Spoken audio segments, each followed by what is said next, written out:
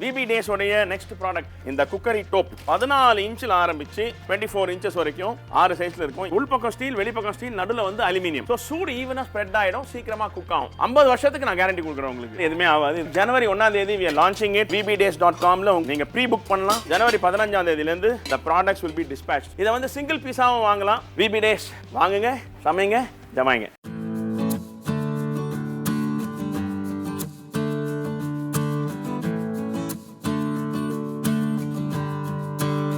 Hello and welcome to Venkatesh Bhat Samayal, presented by Idayam Oil, Preeti,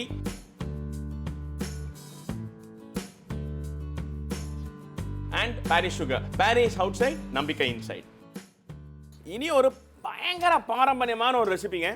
இது வந்து festival season, Pongal வருது, ஜனவரி எல்லாம் நல்லா சந்தோஷமாக என்ஜாய் பண்ணி சாப்பிட வேண்டிய டைம். ஒரு செட்டிநாட்டில் வந்து ஒரு கல்யாணம் ஆகட்டும், வீட்டில் விசேஷமாகட்டும், யாராவது வரவங்களாகட்டும், இது வந்து டெய்லி இருக்கிற ஸ்வீட். இது வந்து இந்த ஸ்வீட் வந்து எல்லா செட்டிநாட் ஹோம்ஸ்லையும் கண்டிப்பாக ஒரு விசேஷத்துக்கு செய்யக்கூடிய ஸ்வீட். கவுனி அரிசி அப்படின்வாங்க. இந்த கவுனி அரிசி அப்படின்னா வைல்ட் ரைஸ் அப்படின்னு சொல்லுவாங்க இங்கிலீஷில், பிளாக் ரைஸ் அப்படின்வாங்க. இது வந்து உடம்புக்கு எவ்வளோ நல்லதுன்னா, நம்ம பாலிஷ் பண்ண ரைஸ் எந்த அளவுக்கு நம்மளுக்கு உடம்புக்கு வெறும் கார்போஹைட்ரேட் கொடுக்குதோ, இது வந்து அந்த அளவுக்கு ஆப்போசிட். பயங்கரமான ஃபைபர் கண்டென்ட், உடம்புக்கு தேவையான நியூட்ரிட்டிவ் வேல்யூஸில் ஹை, வெரி ரிச் இந்த கவுனி அரிசி.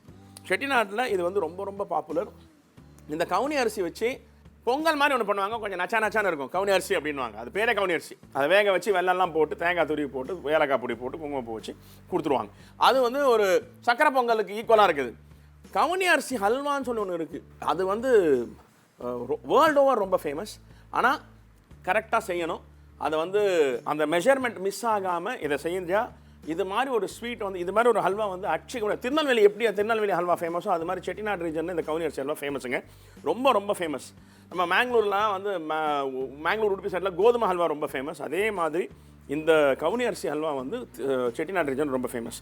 ரொம்ப சிம்பிள். ஆனால் இந்த ப்ராசஸ் வந்து நீங்கள் இந்த அரிசியை வந்து முந்தின நாள் நைட் நீங்கள் ஊற போட்டுடணும். 10-12 மணி நேரம் இந்த தண்ணியில் ஊறணுங்க.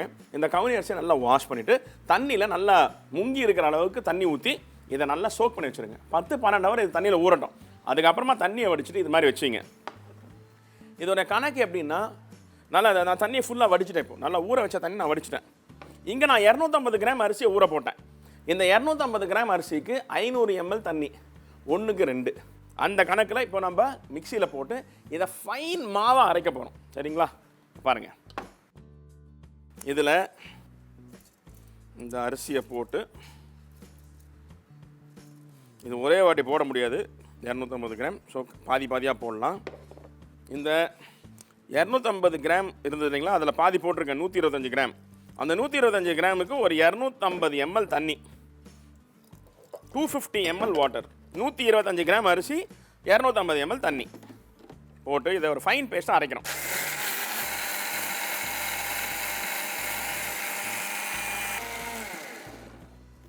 ஸோ இங்கே நான் 250 கிராம் கவுனி அரிசி ஊற வச்சுருந்தேங்க. இதை பாருங்கள், அதில் 125 கிராமை நான் வந்து இது மாதிரி 250 ml தண்ணி ஊற்றி நல்லா ஃபைனாக அரைச்சிட்டேன். நம்ம இதிலே பண்ணலாம். நான் இப்போ கணக்கு சொல்கிறதுனா 125 கிராமுக்கே சொல்கிறேன்.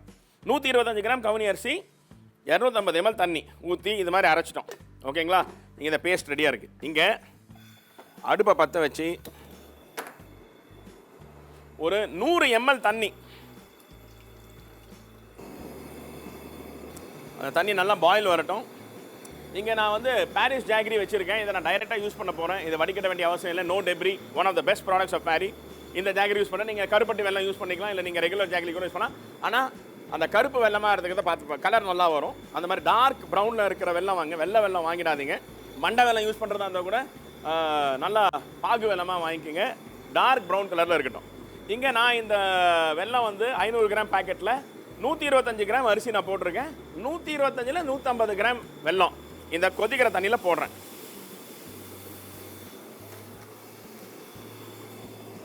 இது வந்து தண்ணியில் பட்ட உடனே கரைஞ்சிடும்.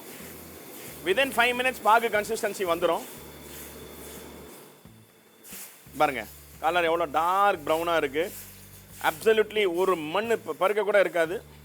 இதை டைரெக்டாக யூஸ் பண்ணலாம், வடிகட்டணும்னு அவசியம் இல்லை. அதே மாதிரி பாகு கூட 5 நிமிஷத்தில் பாயிலிங் பாயிண்ட்லேருந்து பாகு கன்சிஸ்டன்சி வந்துடும். நல்லா பபுள் மாதிரி வரும். அதுக்கப்புறம் அப்படியே பபுள் குறைஞ்சிரும். குறைஞ்சி திக்காக பபுள் கம்மியாயிடும். அப்போ உங்களுக்கு தெரியும் அந்த பாகு கன்சிஸ்டன்சி வந்துருச்சான்னு. கிட்டத்தட்ட வந்துட்டுருக்கு. இதை பாருங்கள், நான் போட்டு 2 நிமிஷம் தான் ஆகுது. அதுக்குள்ளே it has come to that consistency. இது வந்து ரொம்ப ட்ரெடிஷ்னலான ஸ்வீட்டுங்க. ரொம்ப பாப்புலர். இதில் வேறு எதுவுமே நம்ம ஆல்டர் பண்ணணும்னு அவசியம் இல்லை. இதோடைய ரெசிபியை ஃபாலோ பண்ணாலும் அவ்வளோ பிரமாதமாக ஒரு ஸ்வீட் வரும். இது பண்ணுறதுக்கு பொறுமை வேணும். கிட்டத்தட்ட 40-45 நிமிஷம் ஆகுங்க ரெடி ஆகிறதுக்கு. ஓகே, இந்த கன்சிஸ்டன்சி பார்த்தீங்கன்னா இந்த சிங்கிள் ஸ்ட்ரிங் கன்சிஸ்டன்சி, அந்த பாகு கன்சிஸ்டன்சி வந்துடுச்சு. இப்போது இங்கே அரைச்சி வச்சுருக்கிற அந்த கவுனி அரிசி இருக்குது இல்லைங்களா, அதை ஆட் பண்ணுறோம். இனிமேல் தான் வேலையே. ஒரு 3/4 மணி நேரம் இவனை கிண்டுன்னு கிண்ட போகிறீங்க. கேஸை ஸ்லோ பண்ணிவிடுங்க. அந்த அரைச்ச அரிசி போட்டோன்னே அப்படியே கட்டியாக ஃபார்ம் ஆகும் அந்த வெள்ளத்தில் பட்டு. அடியில் ஃபார்ம் ஆகிடுச்சுன்னா அதுக்கப்புறம் அந்த கட்டியை உடைக்க முடியாது. அதனால் இந்த ஹல்வா கன்சிஸ்டன்சி வரணும்னா இதை அப்படியே கிண்டி விட்டுருங்க. அடி பிடிச்சதுன்னா காலி. இதை மிக்ஸ் பண்ணும்போது ஒரு 100 ml தேங்காய் பால் இவன் மண்டை மேலே கொட்டிடுங்க. ஸோ தட் கொஞ்சம் உங்களுக்கு கிண்டுறதுக்கு கொஞ்சம் ஈஸியாக இருக்கும். ஒரு 100 ml தேங்காய் பாலை போட்டுட்டு இவனை கிண்டுங்க. இவன் அரிசி இல்லையா, அப்படியே உப்புமா மாதிரி அப்படியே கட்டி ஆகும். அப்படியே ஸ்லோ ஃப்ளேமில் வச்சு இவனை அப்படியே பதமாக அடி பிடிக்காமல் மிக்ஸ் பண்ணிகிட்டே இருங்க. இவன் மிக்ஸ் ஆகும்போது இங்கே ஏலக்காய் பொடி வச்சுருக்கேன்.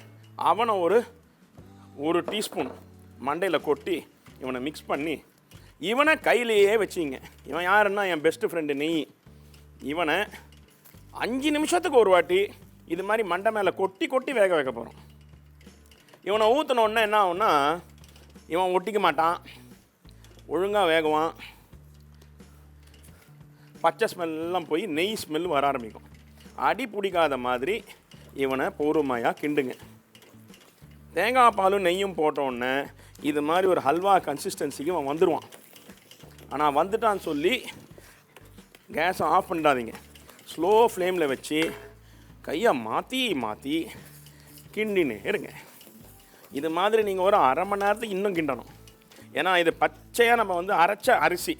இந்த அரிசி அந்த தேங்காய் பால்லையும் அதில் ஊற வச்ச தண்ணிலையும் அந்த வெல்லத்துலேயும் சேர்ந்து குக்காகணும்.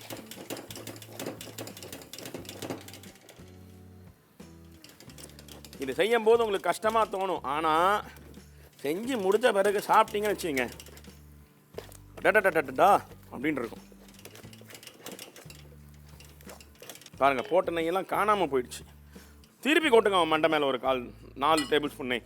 மொத்தமாக 125 கிராம் நீங்கள் அரிசி போட்டிங்கல்ல, கம்மினா 150 ml நெய் ஊற்றணுங்க. அந்த அளவுக்கு இவன் நெய்யை இழுத்துப்பான். இவன் நெய்யிலேயே ஜொலிக்கணும். அப்போ தான் இது கவுனி அரிசி ஹல்வா, இல்லைன்னா கவுனி அரிசி களின்னு வாங்க அப்புறமா. அதனால் இது வந்து நெய்யை பாரபட்சம் பார்க்காம ஒரு 150-200 ml நெய்யை போட்டு இது மாதிரி அந்த நெய்யிலேயே இந்த அரிசியை வேக விடுங்க. ரெடியாகினே இருக்கிறான். இந்த நெய்யில் அவன் வேகும்போது நான் இங்கே வறுத்த முந்திரி பருப்பு வச்சுருக்கேன். அவனையும் மண்டையில் கொட்டுங்க. கொட்டி அவனையும் இது மாதிரி நல்லா மிக்ஸ் பண்ணுங்க. இந்த நெய்யெல்லாம் அப்படியே காணாமல் போயிடும். போடும்போது தான் இது மாதிரி தெரியும். அப்படியே இழுத்துப்பான். அரிசி இல்லைங்களா, நல்லா இழுத்துக்கும். இதெல்லாம் சுபையண்ணா பண்ணாங்கன்னா நாங்கள் முதல்ல ஒரு போல் எடுத்து வச்சுருவோம். அவர் கஷ்டப்பட்டு கிலோ கணக்கில் மணிக்கணக்காக கிண்டி எடுத்து வச்சா அதில் பாதி நான் எடுத்து வச்சுருவேன் எங்களுக்கு சாப்பிட்றதுக்கு. ஒரு வார்த்தை சொல்ல மாட்டார் பாவம் சுபையண்ணன், எடுத்துக்கப்பா சாப்பிடுப்பா அப்படின்வார். இதை வந்து அவர் செஞ்சதில் ஒரு 20% வந்தாலே பயங்கரமான வின்னு. அந்த மாதிரி ஒரு கைப்பக்குவம் இருக்கிறவர் அவர். அரைக்கிறதுலேருந்து எந்த டைமில் நெய் போடணும், எந்த டைமில் ஏலக்காய் பொடி போடணும், தேங்காய் பால் எவ்வளோ அளவில் போடணும், எவ்வளோ தண்ணி அரைக்கணும், அதெல்லாம் வந்து ஒரு ஸ்டாண்டர்டைஸ் மெஷர்மெண்ட்டில் செய்வார் அவர். நான்லாம் கண்ணு கணக்கில் அவர் செஞ்சதை ஞாபகம் வச்சுட்டு செஞ்சுட்டுருக்கேன். இது மாதிரி பொறுமையாக அந்த அரிசி தேங்காய் பால் வெல்லத்து கூட சேர்ந்து பிரமாதமாக குக் ஆகணும். பாருங்கள், நெய் அப்படியே இழுத்துக்குச்சு, அந்த ஷைன் கிளேஸ் வந்துருச்சு.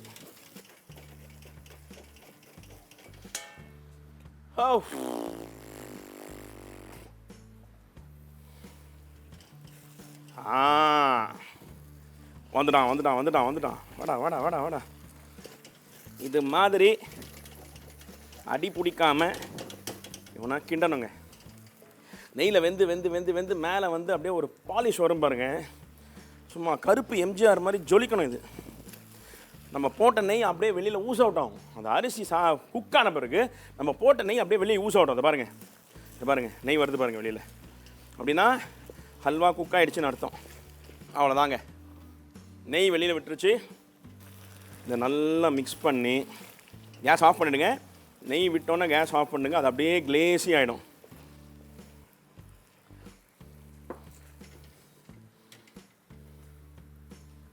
See the consistency.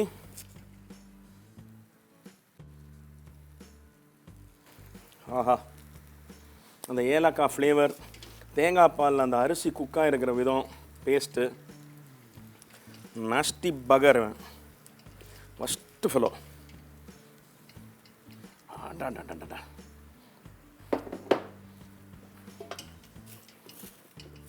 எல்லாத்தையும் சுரண்டி, இன்கேஸ் அடி பிடிச்சிருந்ததுன்னா அவனை அவாய்ட் பண்ணுங்க. அவ்வளோ சுரண்டி எடுக்காதீங்க, அப்போ அடி பிடிச்ச ஸ்மெல்லு வரும். ஆஹா, இவனை மொத்தம் சூடு ஆற வச்சு சாப்பிட்டீங்கன்னா எவன்டா இதெல்லாம் கண்டுபிடிச்சான்? சாப்பிட்றதுக்குன்னே ஜென்மம் எடுத்திருக்கான் எவனோ ஒருத்தர். ரசிகையா அப்படின்னு. அவ்வளோதாங்க. ஐயா இதை பாருங்க, அதை பாருங்க, அங்கே பாருங்க, கீழே பாருங்க. ஒரு சொட்டு ஒட்டக்கூடாது. அந்த அளவுக்கு நெய்யில் இவன் வெந்து நொந்து நூடுல்ஸ் ஆகிருக்கணும். அந்த மாதிரி கன்சிஸ்டன்சியில் இதை குக் பண்ணுங்க. மேலே நெய் கண்டிப்பாக இது மாதிரி ஒழுகணும். ஒழுக சொட்ட நெய் இருக்கணும். அப்போ தான் அது கவன அரிசி ஹல்வா, இல்லைன்னா அது டயட் ஹல்வா. சாப்பிடுங்க. ஒரு most traditional, one of the most popular Chettinad ரீஜனில் ரொம்ப எக்ஸ்பீரியன்ஸ் இருக்கிறவங்க, வீட்டில் நிறைய சமையல் செஞ்சவங்க, கைப்பதம் இருக்கிறவங்க செஞ்சு ட்ரை பண்ணுற ஒரு ரெசிபி இது. இந்த கவன அரிசி ஹல்வா செய்யறதுக்கு கொஞ்சம் டைம் எடுக்கும், கொஞ்சம் எஃபர்ட் ஜாஸ்தி. நான் இவ்வளோ செஞ்சுருக்கிறது வந்து கிட்டத்தட்ட 20 பேர் சாப்பிட்லாம். இவ்வளோ சாப்பிட்டா 20 பேர் சாப்பிட்லாம்.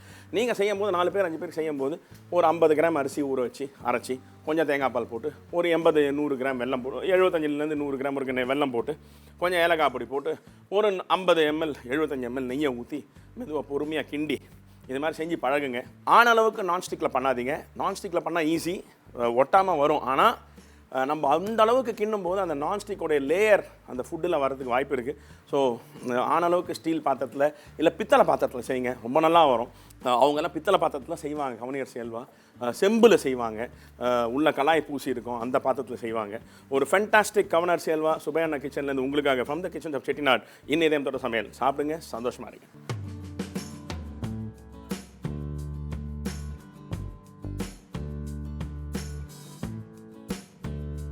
இன்றைக்கி நான் உங்களுக்கு வந்து பாரிஸோடைய ஒரு நியூ ப்ராடக்ட் இன்ட்ரடியூஸ் பண்ண போகிறேன்.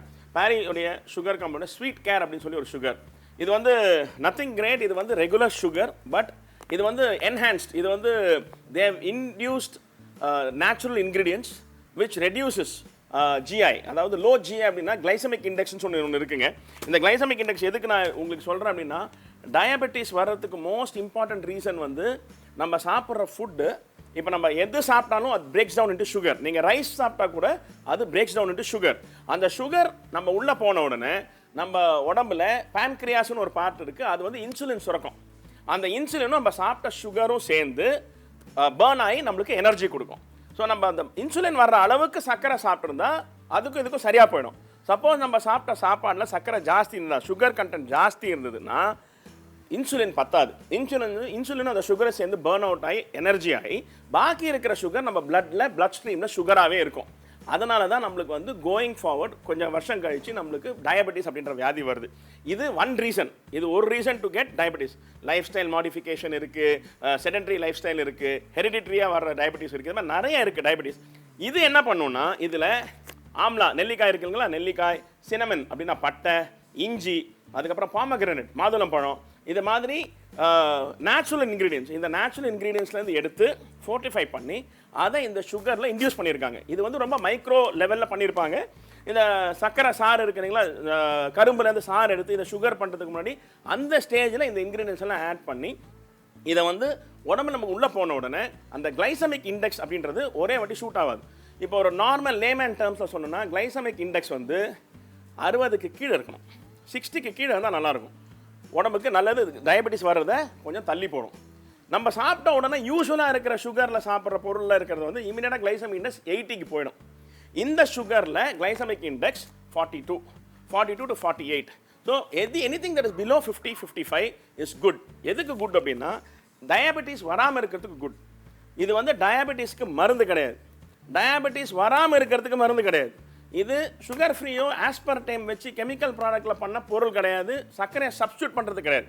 இது நார்மல் சுகர், நார்மல் சர்க்கரை. அந்த சர்க்கரையில் இந்த அம்சங்கள்லாம் இருக்குது. இது இருக்கிறதுனால நம்ம கிளைசமிக் இண்டெக்ஸ் ஹையாக போகாமல் கிராஜுவலாக சுகர் லெவல் ஏறும். இன்சுலினுக்கும் இதுக்கும் கரெக்டாக போகும், நம்மளுக்கு உடம்புக்கு எனர்ஜி கிடைக்கும், எக்ஸ்ட்ரா சுகர் இருக்காது. ஸோ இது கில்ட் இல்லாமல் இதை பேக்கிங்க்கும் சரி, காஃபிக்கும் சரி, டீக்கு சரி, எதுக்கு வேணாலும் நீங்கள் சர்க்கரை எப்படி யூஸ் பண்ணுறீங்களோ அதே மாதிரி யூஸ் பண்ணணும். ஏன்னா இது நேச்சுரல் சுகர் தான், ஒன்றும் டிஃப்ரென்ஸ் கிடையாது. But it prevents the onset of diabetes. முக்கியமாக என்ன மாதிரி ஆளுங்களுக்கு எனக்கு வந்து அந்த 3 months சுகர் ஆவரேஜ் வந்து 5.7. Anything that is between 5.7 and 6 average இருந்ததுன்னா you are pre diabetic. So நான் இந்த சுகர் யூஸ் பண்ண ஆரம்பிச்சிட்டேன். இது யூஸ் பண்ணுறதுனால எனக்கு டயபெட்டிஸ் வரதை அட்லீஸ்ட் ஒரு 10 வருஷத்துக்கு நான் தள்ளி போட முடியும். ஸோ இப்போ ஜிஐ ஃபுட் தான், இப்போ வேர்ல்டு ஓவர் ஜிஐ டயட்னு ஒன்று இருக்குது. கிளைகமிக் இண்டெக்ஸை லோவாக வச்சுக்கிற டயட். அதில் கோதுமை இருக்குது, ரைஸ் இருக்குது, எல்லாமே இருக்குது. சுகர் வந்து பாரி தான் ஃபஸ்ட் டைம் வந்திருக்காங்க. ஸோ இதை வச்சு நான் ஒரு கில்ட் ஃப்ரீ ரெசிபி பண்ண போகிறேன். I am going to do cold coffee. So ரொம்ப சிம்பிள். நீங்கள் நிறைய பேர் என்கிட்ட கேட்டிருக்கிறது கோல்ட் காஃபி, அதனால தான் நான் கோல்ட் காஃபி செலக்ட் பண்ணியிருக்கேன். இங்கே ஒரு மிக்ஸி இருக்குது. இந்த மிக்ஸியில் I am adding about 400 ml of milk, 400 ml பால். நான் இங்கே ஃபில்டர் காஃபி டிகாக்ஷன் வச்சுருக்கேன், தட்ஸ் அபவுட் ஒரு 50 ml. ஓகே, இங்கே இன்ஸ்டன்ட் காஃபி பவுடர், இது வந்து ஒரு 2 gram பேக்கெட், அது ஒன்று போட்டிருக்கேன். வெனிலா ஐஸ்கிரீம் ஒரு ஸ்கூப், 1.5 ஸ்கூப். இந்த வெனிலா ஐஸ்கிரீம் வந்து எதுக்கு போடுறோன்னா அந்த க்ரீமினஸ், ஒரு கோல்ட் காஃபின்னு சொல்லும்போது அந்த திக்னஸ், அந்த க்ரீமினஸ் ரொம்ப இம்பார்ட்டண்ட். நம்ம அப்படியே சுகர் போட்டு பீட் பண்ணி கொடுத்தோன்னா பால் வந்து தண்ணி ஆகிடும். ஸோ அதை பேலன்ஸ் பண்ணுறதுக்காக, அந்த சுகரோட தண்ணி அம்சத்தை குறைக்கிறதுக்காக கொஞ்சம் ஐஸ்கிரீம் போடும். ஸோ நீங்கள் வந்து ஒரு 1 to 1.5 ஸ்கூப் தாராளமாக ஐஸ்கிரீம் போடலாம். இங்கே நான் இந்த லோ ஜிஐ சுகர் ஒரு 3 டேபிள் ஸ்பூன் போட்டிருக்கேன். இதெல்லாம் போட்டுட்டு இதுக்கு மேலே இன்னொரு 200 ml மில்க் ஆட் பண்ணியிருக்கேன். ஸோ மொத்தமாக இதில் கிட்டத்தட்ட 600 ml, 500 to 600 ml மில்க் இருக்குது. அந்த மில்க்குக்கு கிட்டத்தட்ட 3 டேபிள் ஸ்பூன் சர்க்கரை போட்டிருக்கேன், காஃபி டிகாக்ஷன் போட்டிருக்கேன், இன்ஸ்டன்ட் காஃபி பவுடர் 2 கிராம் போட்டிருக்கேன், வெனிலா ஐஸ்கிரீம் 1.5 ஸ்கூப் போட்டிருக்கேன். இதை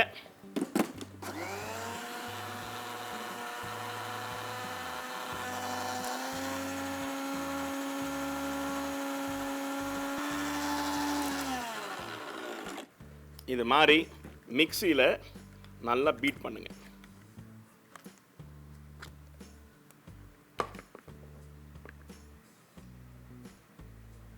இப்போ பார்த்தீங்கன்னா you will have a creamy texture. எதனாலனா ஐஸ்கிரீம்னால. அந்த வனிலா ஐஸ்கிரீம் வந்து வெனிலா ஃப்ளேவரும் கொடுக்கும்.